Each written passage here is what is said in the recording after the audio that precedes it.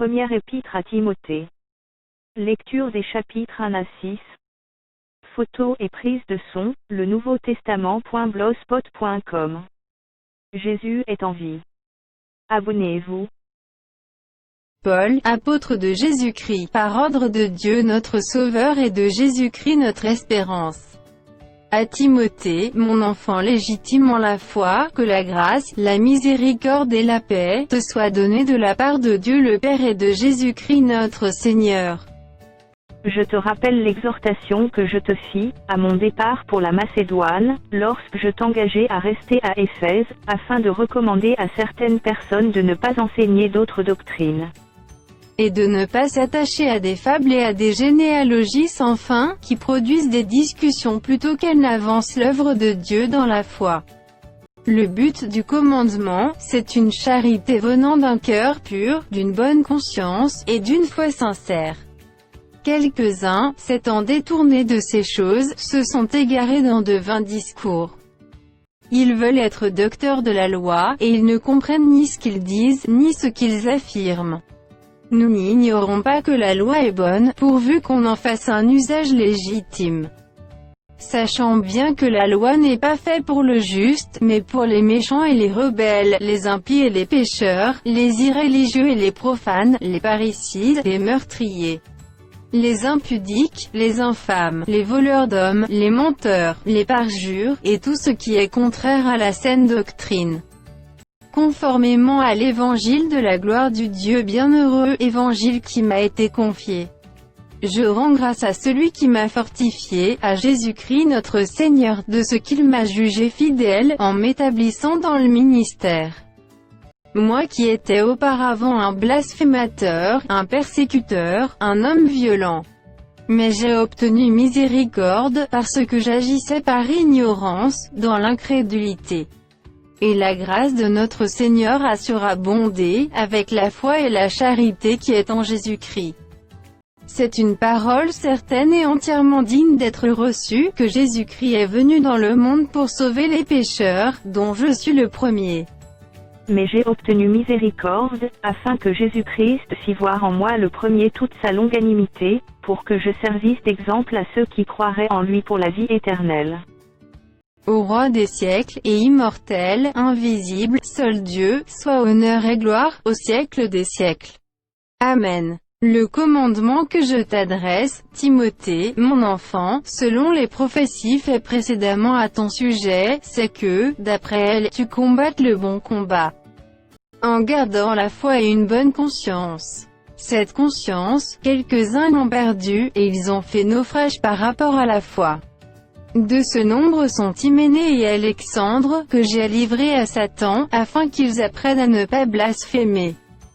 J'exhorte donc, avant toute chose, à faire des prières, des supplications, des requêtes, des actions de grâce pour tous les hommes, pour les rois et pour tous ceux qui sont élevés en dignité, afin que nous menions une vie paisible et tranquille, en toute piété et honnêteté. Cela est bon et agréable devant Dieu notre Sauveur, qui veut que tous les hommes soient sauvés et parviennent à la connaissance de la vérité. Car il y a un seul Dieu, et aussi un seul médiateur entre Dieu et les hommes, Jésus-Christ homme, qui s'est donné à lui-même en rançon pour tous. C'est là le témoignage rendu en son propre temps, et pour lequel j'ai été établi prédicateur et apôtre. Je dis la vérité, je ne mens pas, chargé d'instruire les païens dans la foi et la vérité. Je veux donc que les hommes prient en tout lieu, en élevant des mains pures, sans colère ni mauvaise pensée.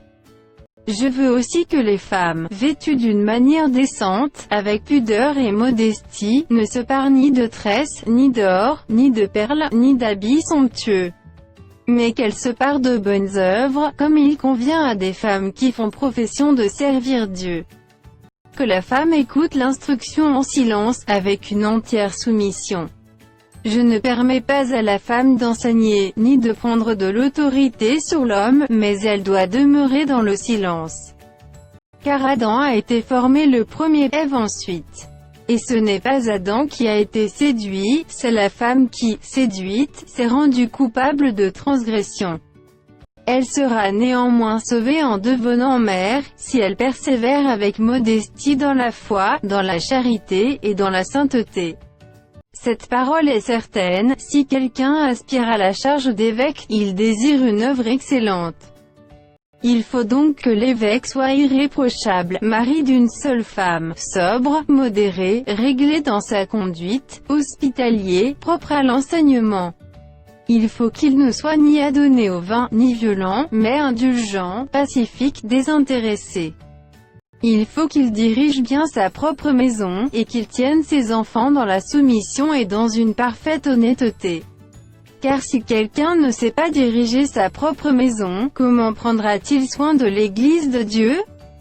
Il ne faut pas qu'il soit un nouveau converti, de peur qu'enflé d'orgueil il ne tombe sous le jugement du diable. Il faut aussi qu'il reçoive un bon témoignage de ceux du dehors, afin de ne pas tomber dans l'opprobre et dans les pièges du diable. Les diacres aussi doivent être honnêtes, éloignés de la duplicité, des excès du vin, d'un gain sordide, conservant le mystère de la foi dans une conscience pure. Qu'on les éprouve d'abord, et qu'ils exercent ensuite leur ministère, s'ils sont sans reproche. Les femmes, de même, doivent être honnêtes, non médisants, sobres, fidèles en toutes choses.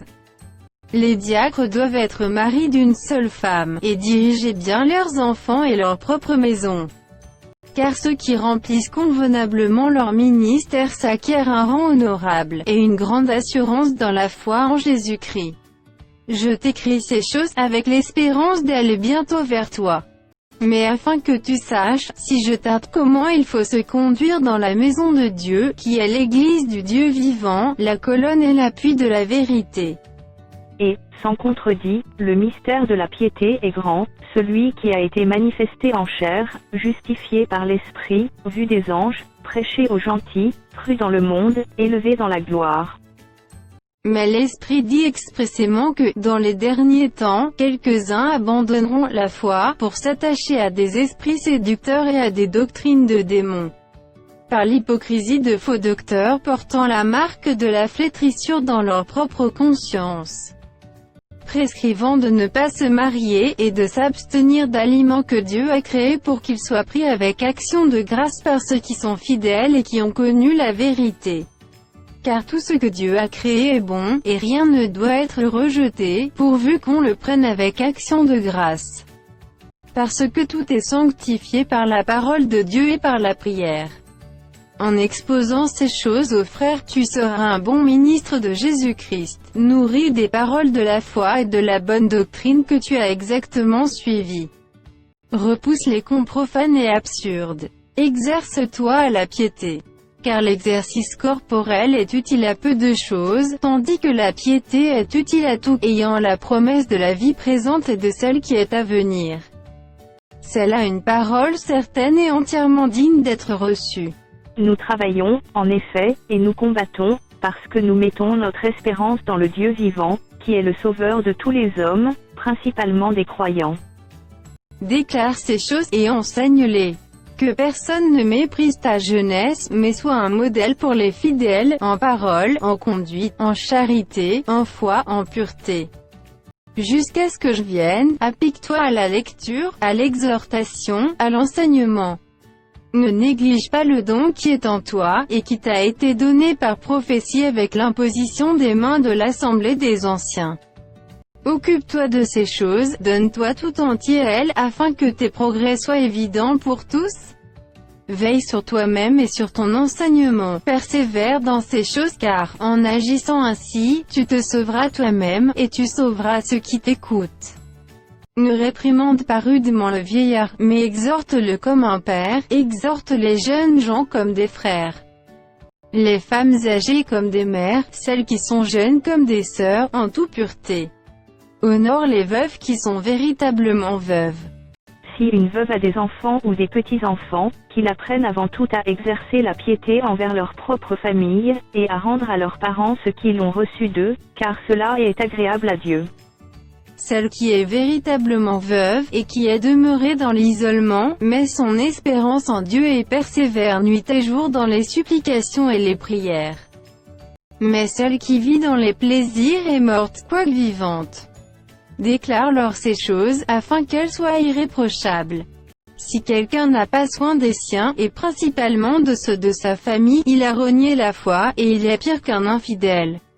Qu'une veuve, pour être inscrite sur le rôle, n'ait pas moins de 60 ans, qu'elle ait été femme d'un seul mari.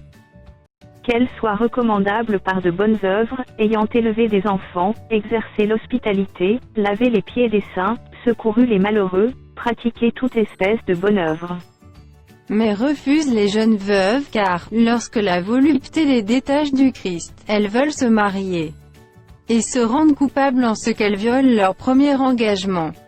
Avec cela, étant oisives, elles apprennent à aller de maison en maison, et non seulement elles sont oisives, mais encore causeuses et intrigantes, disant ce qu'il ne faut pas dire.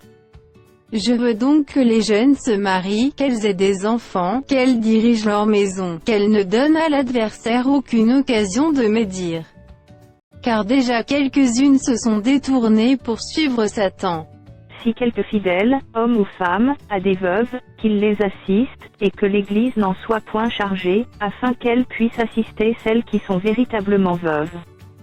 Que les anciens qui dirigent bien soient jugés dignes d'un double honneur, surtout ceux qui travaillent à la prédication et à l'enseignement. Car l'Écriture dit, « Tu n'emmuselleras point le bœuf quand il foule le grain. » Et l'ouvrier mérite son salaire. Ne reçoit point d'accusation contre un ancien, si ce n'est sur la déposition de 2 ou 3 témoins. Ceux qui pêchent, reprends-les devant tous, afin que les autres aussi éprouvent de la crainte. Je te conjure devant Dieu, devant Jésus-Christ, et devant les anges et l'élus, d'observer ces choses sans prévention, et de ne rien faire par faveur. N'impose les mains à personne avec précipitation, et ne participe pas au péché d'autrui. Toi-même, conserve-toi pur. Ne continue pas à ne boire que de l'eau, mais fais usage d'un peu de vin, à cause de ton estomac et de tes fréquentes indispositions.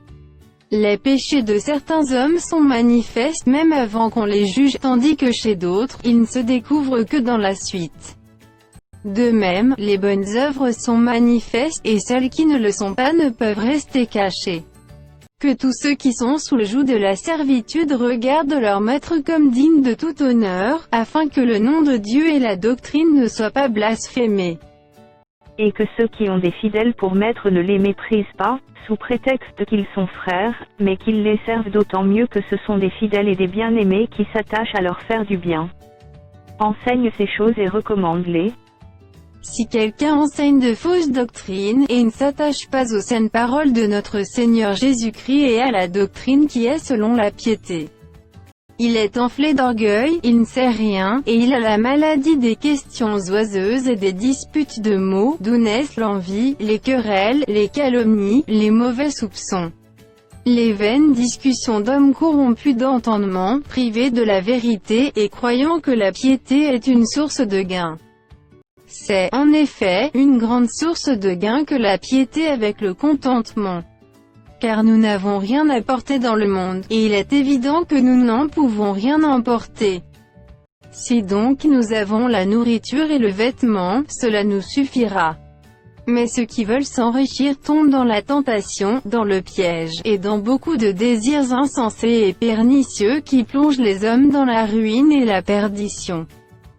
Car l'amour de l'argent est une racine de tous les maux, et quelques-uns, en étant possédés, se sont égarés loin de la foi, et se sont jetés eux-mêmes dans bien des tourments. Pour toi, homme de Dieu, fuis ces choses, et recherche la justice, la piété, la foi ou la charité, la patience, la douceur. Combat le bon combat de la foi, saisis la vie éternelle, à laquelle tu as été appelé, et pour laquelle tu as fait une belle confession en présence d'un grand nombre de témoins.